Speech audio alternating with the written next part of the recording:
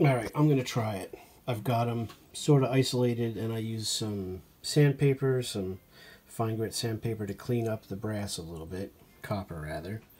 And I got my head wire almost ready to go, so I'm gonna try this. I want to see if I can make this happen. I won't be able to film it, and I might not do a great job, but we're gonna find out. It's worth a try. I got one of them on. I'm going to try the next one. Again, there's not really a lot of room up there, so I think this isn't really going to work, but we'll see. Now I have two on. We'll try the third. And now all three are on there. Not sure, you know, that's really exposed wire even up there, so I think this isn't really the answer. Who knows what results we'll end up finding, but now I'm ready to take the rest of my headwire sleeve and bring it up and make it a complete headwire. You know, if not any hope for this motor, at least it was good practice to do it. So that's the deal. Let me finish up with this. I'll show you what it looks like. Alright, so here we are with our improvised headwire. It's not all the way up there. You can see I struggled to get it to fit all the way. I might have burned my shrink wrap a tiny bit. I have a lighter, not a heat gun.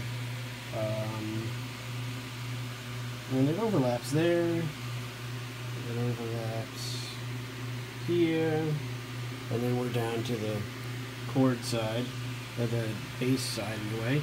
So that's what I got. I don't know if we're going to find that this is electrically sound. Nonetheless, we tried it. And so that's our deal with this Robbins & Myers made Western Electric. So we'll, I'm not sure what, I might just put this back up in the base and clean it out.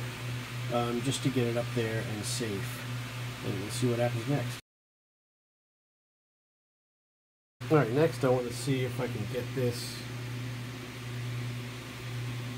off of here. This is the oscillating mechanism. It might also come apart this way, but clearly the top of it is held on, so I would think we need to get it off of the fan before we take it apart. So that's the plan. I haven't put any cutting oil, braking oil or penetrant on it.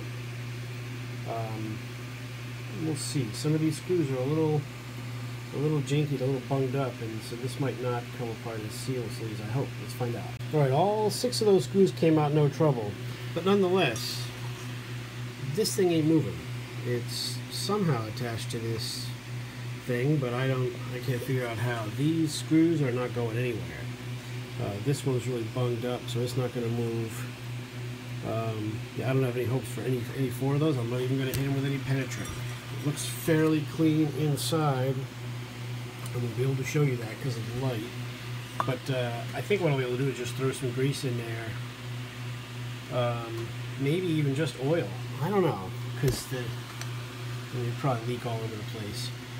So maybe some grease, and then get this thing back together, see what's going on. I think I'm not going to worry about this. I've never really checked to see if the oscillator is functioning, because the fan was kind of stiff to move the blades. I could have just kept spinning it to see if it was actually turning. I just took this part of the base off of this, the little cover, and it's very impressive the way this was made. And you know, the amount of work that went into these machines back in the day, it's astounding. I've never had anything like this apart. And there's these little, under those screws, there's these little 2 bushing things that are, you know, it's better made than almost everything I have. It's just, it's fascinating. So anyway, that's my thoughts on this. I really just want to see if we can get it wired up and see if it's going to run. So I'm going to turn my attention now to the base, and I'm going to heat shrink the coil wires and do what I can to it. To see if we can wire it up and see if it'll go. So that's sort of the plan.